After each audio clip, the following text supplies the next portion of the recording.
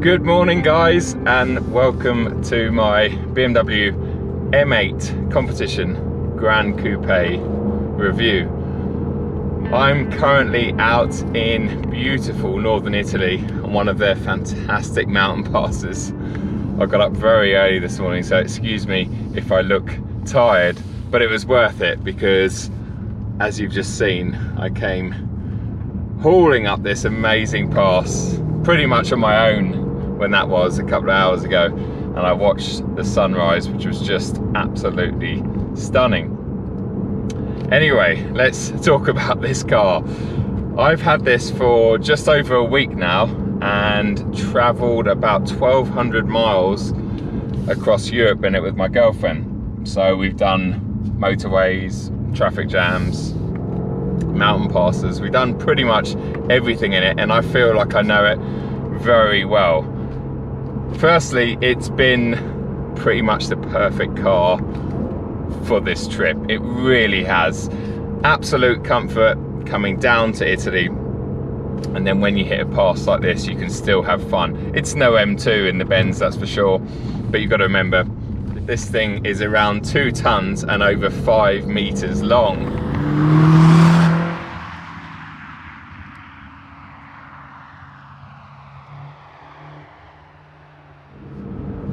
Where does the M8 Competition Gran Coupe fit in BMW's lineup? Do they actually need one of these cars? Well, probably not, but like many manufacturers these days, they're finding cars to put in segments that we never used to know existed. So this is yet another one of those, and it is a bit extravagant, especially compared to something like an M5 Competition, which effectively does a very similar job. We'll get to that a bit later. But there's no denying this is absolutely drop dead gorgeous. I think it's better looking than the 2-door coupe, which is saying something. And I think it's probably BMW's best looking car on sale today. Maybe this and the M2 CS. So it's definitely worth it looks wise.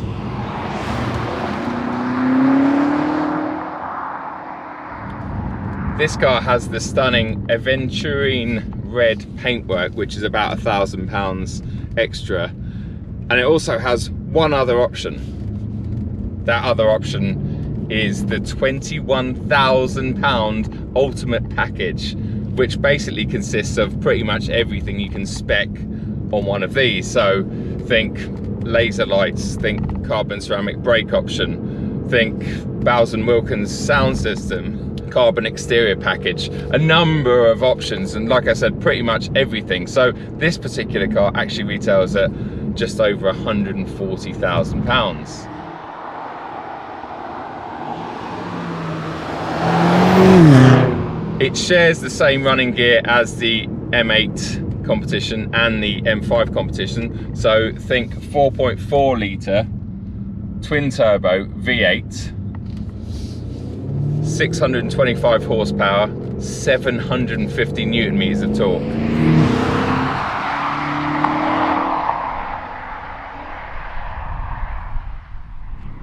Matt Watson actually had this very car the week before I got the keys to it, and he tested it on his race box, 0-62 time of 3 seconds dead. 3 seconds dead. I mean, it's just insane.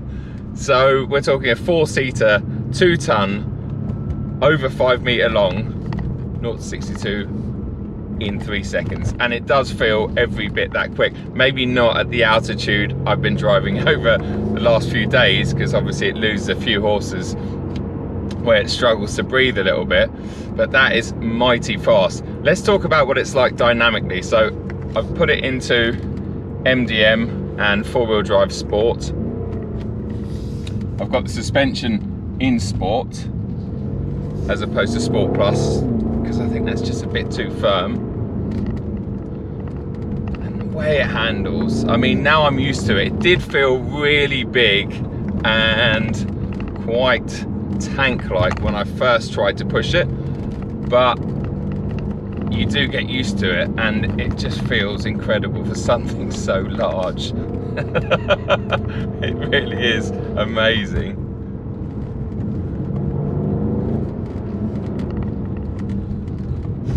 what a piece of road.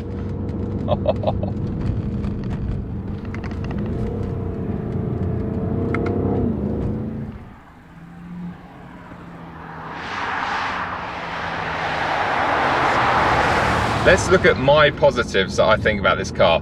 First one, we've already talked about, its looks. I think it's absolutely stunning. I liked it before I got the keys to it, and now that I've lived with it for a week, I just think it's just stunning, and it grows on me more and more every day. It boggles my mind to think that BMW can get something like this so right, and some of their other lineup really not that right at all. So, well done BMW for building one of the most beautiful cars on sale today, and in fact I think one of the most beautiful cars you've ever produced, especially in this paintwork and with this gorgeous merino silverstone interior. I think they just work so well together.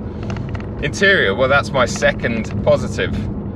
It's beautiful in here, it really is, whether you're in the front or in the back. It's just so nice. It feels a level above a 5 Series, and it feels almost more special than my 7 Series just because of the design language and just everything. Every way you look, it's just stunning in here. It really does feel over £100,000 worth. Comfort, it's very comfortable. Driving position's very good. It's not perfect, but it's very good. There is 5 seats in here, but you wouldn't want to sit on that middle bench. Let's call it a comfortable 4-seater. Pace, we've already talked about its 0 to 60 time. It's just insane, it really is. Any gear, because the torque is strong down low. It's just mighty. Out of here, second gear. It's just, you really have to focus because it's more of a time warp in a way than a car, especially when you're pointing this thing downhill like I am at the moment. It's just mega. So yeah, pace is definitely another positive. The feel-good factor. When you walk up to this car, it doesn't feel like just another BMW or, you know, a mainstream manufacturer. This feels special, it really does.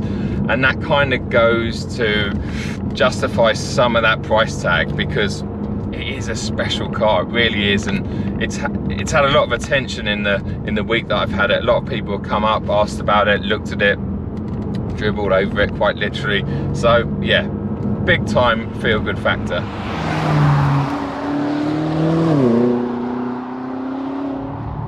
Okay, I've turned around to quickly go through the negatives. The first one is the price. Well, although I've already said that it kind of justifies costing over £100,000, £140,000 as this one stands is just a bit too much.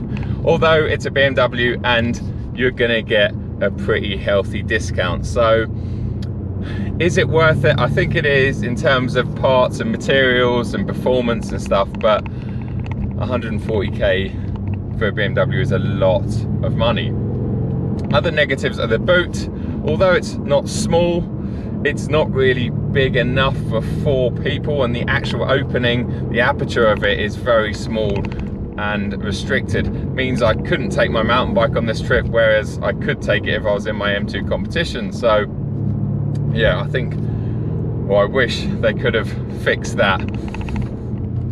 Quite a few blind spots on here, and looking through the rear view mirror is one of them.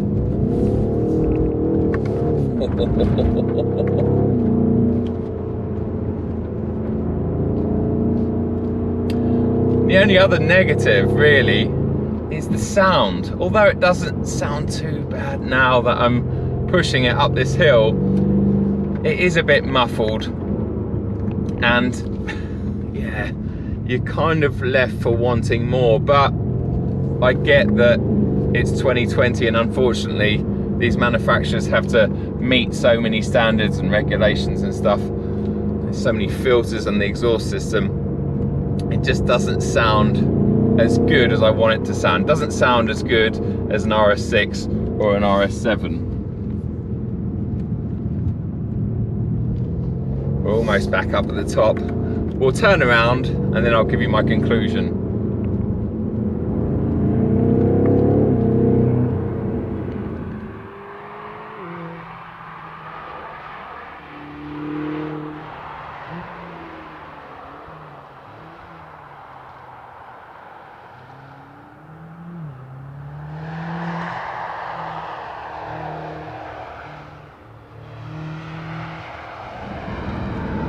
what's my conclusion about this car? Well, it's literally been the perfect car for my trip. It really has. It's been fantastic. Okay, maybe another slight negative that I didn't talk about was fuel consumption. We're averaging around 19, and the best I've seen is 24, sitting at about 80 miles an hour on a French toll route. So it's not quite as efficient as, say, an RS6 or an RS7. I think that's because it doesn't have that cylinder deactivation technology. But otherwise, aside from that, it's just been brilliant. It's been very comfortable. These seats are fantastic. They're not as good as the seats that are in the M5 competition though. They're very close. They arguably look better, but they're just not as comfortable, and they're not as supportive when you really start throwing the car around. As you can probably tell, I am struggling to support myself in these a little bit, so I wish they could be a bit more supportive. But then how many people are going to buy one of these and absolutely rag it? I don't know, especially through the bends. That brings me to our next point. It is a GT car, this. It really is. It has capabilities, but it's just too heavy and too big to feel like a proper sort of four-door sports car, if you like. It's definitely fast enough. I mean, it's supercar fast in a straight line, but in terms of its handling and agility, even though it's very good, you're always massively aware of its, well, its mass and its size. You know, it doesn't shrink around you. In fact, from the driver's seat, it actually feels almost bigger.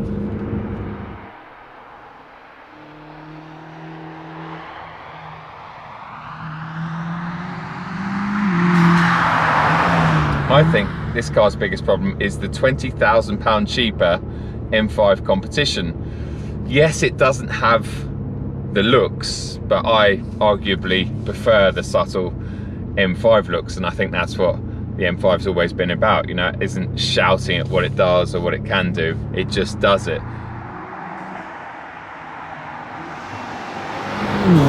So in short, don't buy one of these, buy an M5 competition.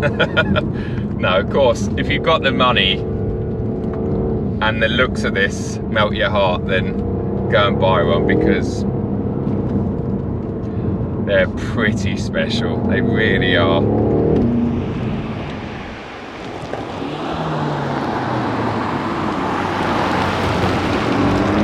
Right guys, I hope you've enjoyed this video. I'm now heading back to the hotel so I can have some breakfast and a well-earned coffee. Maybe catch up on a bit of sleep as well. Thanks for watching, as always. I really hope you've enjoyed this review. Please remember to follow me on Instagram and Twitter so you can follow these adventures pretty much live. Till the next video, take it easy.